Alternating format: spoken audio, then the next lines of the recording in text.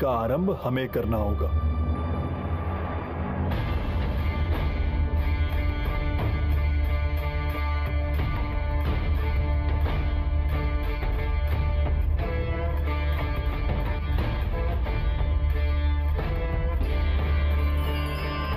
देवेंद्र, सर्वप्रथम आप अवंती, सुकोशल, अंगवम आदि देश, नदी, नहर, वन, खेती और ग्राम के सुनियोजित बंटवारे करें और नामकरण करें। जैसी आपकी आज्ञा भगवान। अब कल्प वृक्ष किसी भी प्रकार से सहायता नहीं कर पाएंगे। हम सभी को कर्म करने होंगे। आजीविका के लिए यह कर्म अत्यंत अनिवार्य होंगे। हम 6 कर्मों की स्थापना करते हैं: असी, मशी, कृषि, विद्या, वाणिज्य और शिल्प। इन सभी कर्मों से आपकी निर्भरता जो अब तक कल्प वृक्षों पर थी, वो अब एक दूसरे मनुष्य पर हो जाएगी।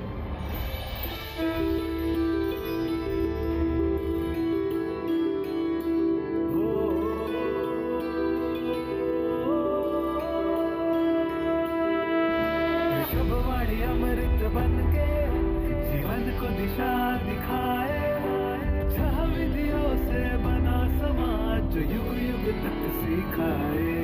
ऋषभवाणी अमृत बन के जीवन को दिशा दिखाए, छह विधियों से बना समाज जो युग युग तक सिखाए। धर्म की रक्षा हेतु प्रभु ने 80 विद्या सिखाई, नीति रहे पर अन्याय ना हो, शूरवीरता जग आई। धर्म तलवार उठा सिखाया, न्याय है तो बल पाए।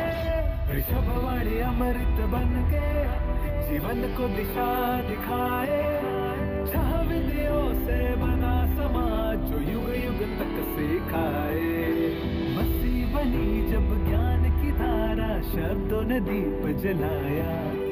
लेख बना तब शास्त्र हमारा, सबने ज्ञान अपनाया। ज्ञान बना जब अक्षर ध्वनि, सत्य स्वयं मुस्काए। ऋषभवाणी अमृत बन के जीवन को दिशा दिखाए, छह विधियों से बना समाज जो युग युग तक सिखाए। हल बैल से जुड़ी धरती, अन्न उपजाने की रीति। कृषक बना जन, सृजन बना धन, जीवन में आई प्रीति। धरती माँ की सेवा करके श्रम का गौरव लाए। ऋषभवाणी अमृत बन के जीवन को दिशा दिखाए, छह विधियों से बना समाज जो युग युग तक सिखाए। हाथों से गढ़े भवन सुंदर, कला कौशल का उजास। घरेलू रचना, शिल्प संवेदना, श्रम की बनी परिभाष। माटी में भी रूप सजाया, सौंदर्य स्वयं झलके। ऋषभवाणी अमृत बन के जीवन को दिशा दिखाए, छह विधियों से बना समाज जो युग युग तक सिखाए। वस्तु बदली, मूल्य मिला जब वाणी में समझ बढ़ी। धन दौलत से नहीं अकेले, धर्म विवेक भी चढ़ी। न्याय संग व्यापार सिखाया, सद्गति पथ दिखलाए।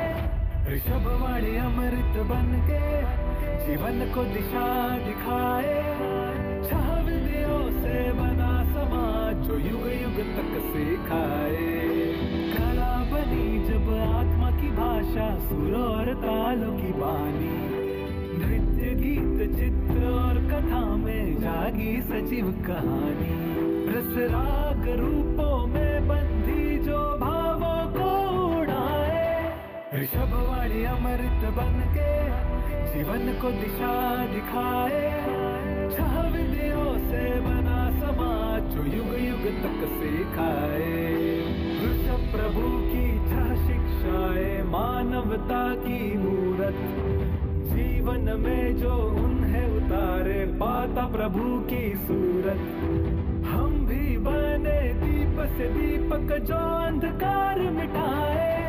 ऋषभवाणी अमृत बन के जीवन को दिशा दिखाए। छह विधियों से बना समाज जो युग युग तक सिखाए।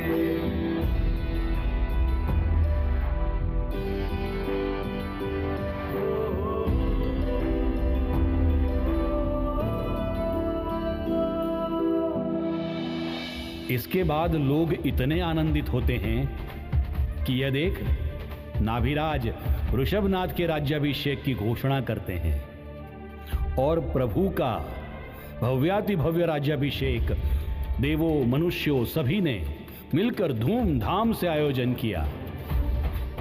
राज्याभिषेक के बाद प्रभु ने राजा के योग्य सभी कर्तव्यों का निर्वाह किया। प्रजाजनों के दुख का निवारण उनकी आजीविका से होता है। इसी विचार से उन्होंने जीवों को दुख से उबारा। इस तरफ देवलोक में सौधर्मेंद्र को एक विपरीत चिंता सताए जा रही थी।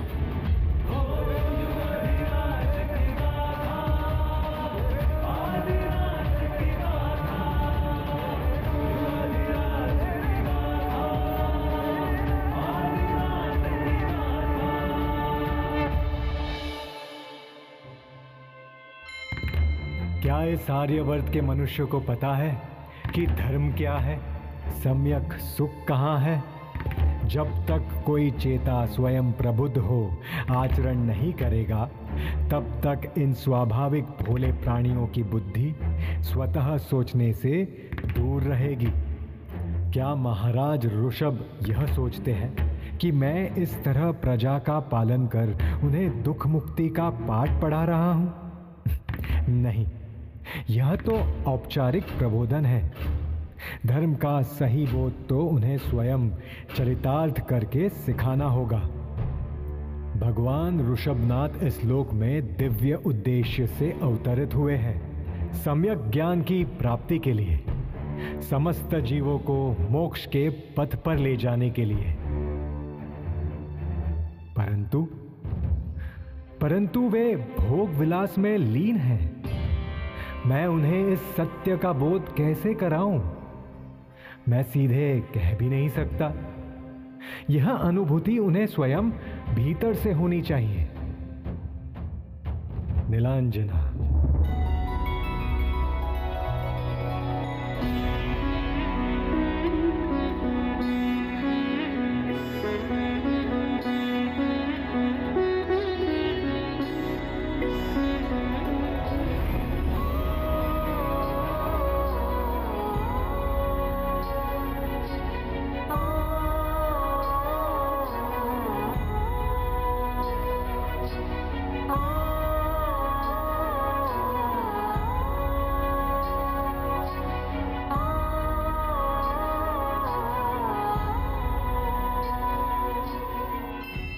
स्वर्गलोक के अधिपति को मेरा प्रणाम।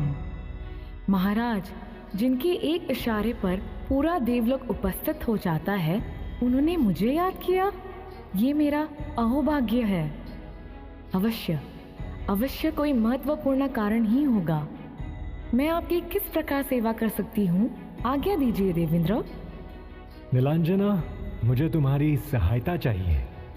कहिए देवेंद्र, आपकी आज्ञा मेरे लिए कर्तव्य ही नहीं, सौभाग्य होगी।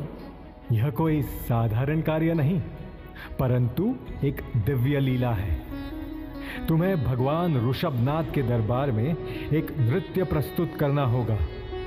एक ऐसा नृत्य जो केवल मनोरंजन ना हो, पर वैराग्य का बीज बो सके। परंतु देवेंद्र, आप तो सब जानते हैं, इस देवलोक में मेरी आयु तो शीघ्र ही पूर्ण होने वाली है। मुझे युवानी का वरदान है, अमरत्व का नहीं। किसी भी क्षण इसे छोड़कर जाना होगा। और इसी कारण केवल तुम ही ये कर सकती हो नीलांजना। ये कोई साधारण प्रस्तुति नहीं, तुम्हारे अंतिम क्षणों में दिव्यता के साक्षात्कार का अवसर है।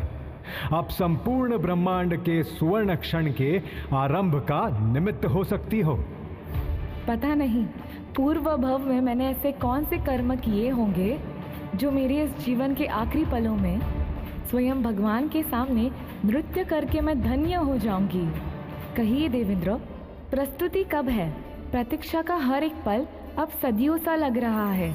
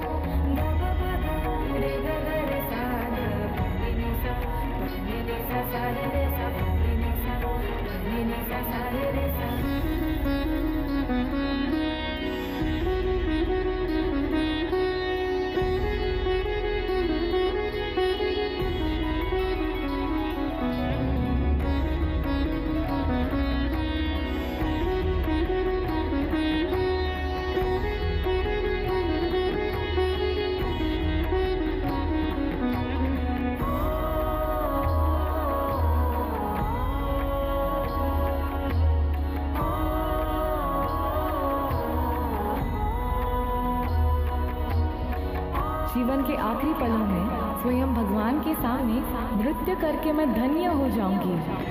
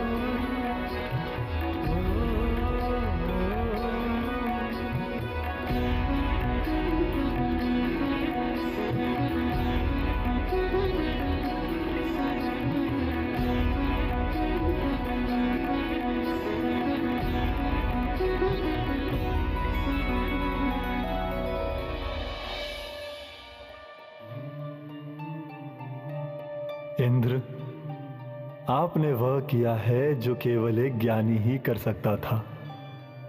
आपने मुझे ज्ञान की ओर मार्गदर्शन किया, उपदेश नहीं, अनुभव के माध्यम से मोह के त्याग का तर्पण करवाया।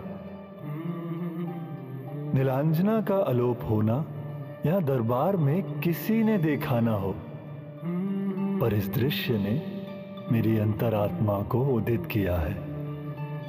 संसार के चक्र में मैं फंस गया था। पुत्र भरत, आज से राजपाट आप संभालेंगे। इस संपूर्ण राज्य का नाम आपके नाम से भारत रखा जाएगा। युगों युगों तक सारे मनुष्य इस राज्य को भारत के नाम से ही पुकारेंगे। मोक्ष के पथ पर चलने का मेरा समय आ गया है। अब मैं दीक्षा लूंगा। कर्म बंधन टूटे, कर्म बंधन छूटे, कर्म बंधन टूटे, कर्म बंधन छूटे। हो दिगंबर दशा में प्रभु ने जब विहार किया, न ज्ञात था जग को ये कौन सा सत्कार किया। जो संग चले थे वे भी मौन मार्ग में हारे थे, ना समझ सके दीक्षा को बस प्रभु के सहारे थे। तो गाथा गाएंगे उस प्रथम प्रकाश की। हो युगाधिराज की गाथा, आदिनाथ की गाथा, युगाधिराज की गाथा, आदिनाथ की गाथा।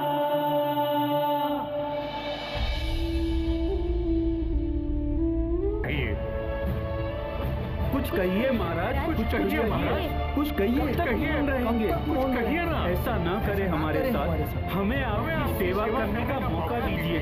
कहिए ना महाराज, कुछ कहिए। जब हस्तिनापुर पहुँचे प्रभु तब स्मृति दीप जगा, श्रेयांश कुमार को पूर्व जन्म का पुण्य दृश्य दिखा। विधि पूर्वक इक्षुरस से प्रथम आहार करवाया, देवों ने पुष्प वृष्टि कर अवसर को धन्य बनाया। तो गाथा गाएंगे उस प्रथम प्रकाश की, तो गाथा गाएंगे उस प्रथम प्रकाश की। हो युगाधिराज की गाथा, आदिनाथ की गाथा, युगाधिराज की गाथा, आदिनाथ की गाथा। जब केवल ज्ञान हुआ प्रभु को शांत प्रकाश छाया था, भरत के मन में प्रश्नों का सागर ही लोर लाया था। भगवान, जैसा आपने किया, क्या हमारे कुल में वैसा कोई और करेगा? राजा भरत, आपके पुत्र मरीचि अपना बहुभ्रमण पूर्ण कर 24वें तीर्थंकर महावीर बनेंगे। 24